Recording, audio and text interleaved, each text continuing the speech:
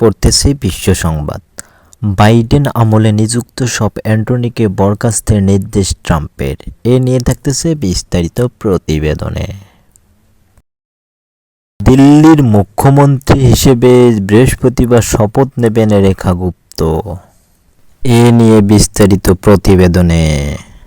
এবারে খেলাধুলার সংবাদ। বড় হারে শুরু চ্যাম্পিয়ন্স ট্রফির আসরে পাকিস্তানের। এ নিয়ে বিস্তারিত প্রতিবেদনে।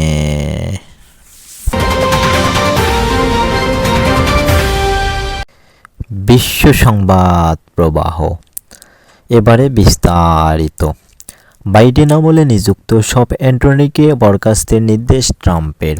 যুক্তরাষ্ট্রের প্রেসিডেন্ট ডোনাল্ড ট্রাম্প সাবেক প্রেসিডেন্ট জো বাইডেনের আমলে নিযুক্ত সব অ্যান্টনিকে বরখাস্ত করার নির্দেশ দিয়েছেন। নিজের ট্রুথ সোশ্যাল প্ল্যাটফর্মে দেওয়া এক পোস্টে ট্রাম্প বলেন, গত 4 বছরে বিচার বিভাগকে আগের মতো রাজনীতিবিহীনকরণ করা হয়েছে। অতএব আমি বাইডেন যুগের বাকি সকল মার্কিন অ্যান্টনিদের বরখাস্তের নির্দেশ দিয়েছি। ট্রাম্প আরও বলেন, আমাদের ঘর অবিলম্বে পরিষ্কার করতে হবে, পুরনো আত্মবিশ্বাস ফিরিয়ে আনতে হবে। আমেরিকায় স্বর্ণ যুগের জন্য একটি ন্যায্য বিচার ব্যবস্থা থাকবে, যার কাজ আজ থেকেই শুরু হবে। মার্কিন অ্যাটর্নিদের বদলের রীতি নতুন নয়। যাদের বরখাস্ত করার নির্দেশ দেওয়া হয়েছে তারা প্রত্যেকেই বাইডেনের সময় নিযুক্ত ফেডারেল প্রকিউটর। অ্যাটর্নিরা প্রতিটি জেলায় শীর্ষ ফেডারেল আইন প্রয়োগকারী কর্মকর্তা ছিলেন বলে জানা গেছে।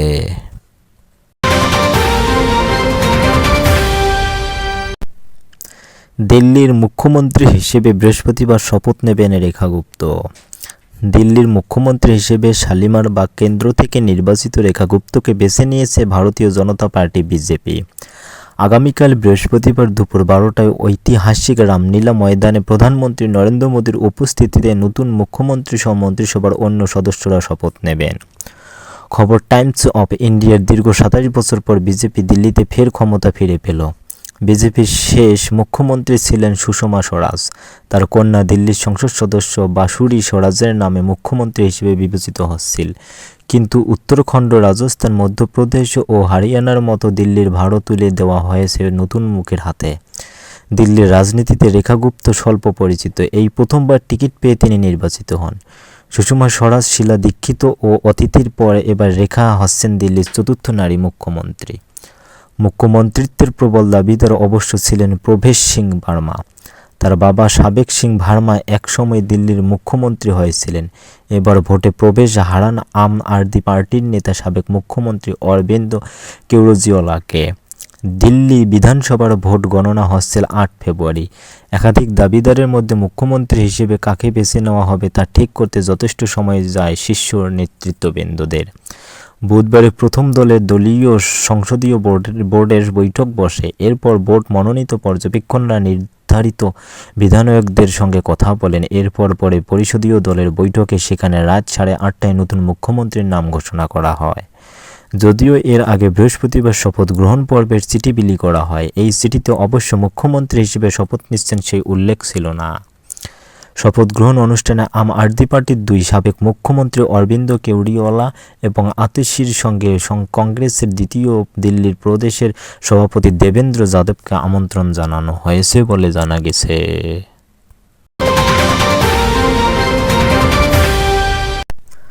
বড় হার দিয়ে শুরু চ্যাম্পিয়ন্স ট্রফি পাকিস্তানের।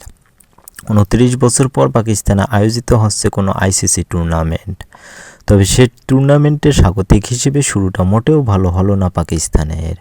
উদ্বোধনী ম্যাচে স্বাগতিকরা নিউজিল্যান্ডের কাছে হেরেছে। দলটা নিউজিল্যান্ডের প্রথমে ব্যাট করে 320 উইকেটে রান সংগ্রহ করেছিল। জবাবে পাকিস্তান গুটিয়ে যায় 260 রান তুলতেই। টস জিতে আজ পাকিস্তান ব্যাটিংয়ে পাঠায় নিউজিল্যান্ডকে।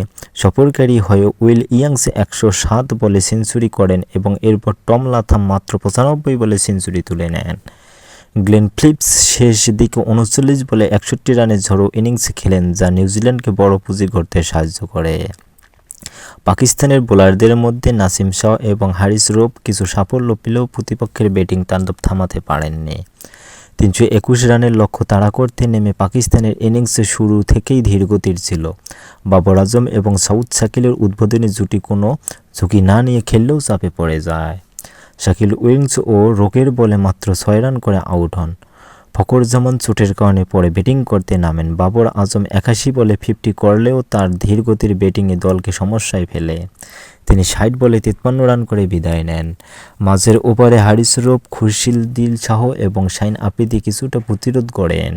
খুরশিদ শাহ 49 বলে 69 রান করেন, তবে তার বিদায়ের পর পাকিস্তানের জয়ের আশা ক্ষীণ হয়ে যায়।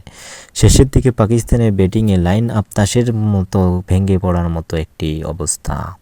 পুরো দল 260 রানে অল আউট হয়ে যায়। নিউজিল্যান্ডের বোলিংয়ে ম্যাট হেনরি এবং মিচেল সাটনার দুর্দান্ত পারফরমেন্স করেন এবং হেনরি দ্রুত উইকেট তুলে নেন এবং সাটনার গুরুত্বপূর্ণ মুহূর্তে সাফল্য পান। নিউজিল্যান্ডের 60 রানের বড় ব্যবধানে জয় পায়, যা তাদের আত্মবিশ্বাস বাড়াবে।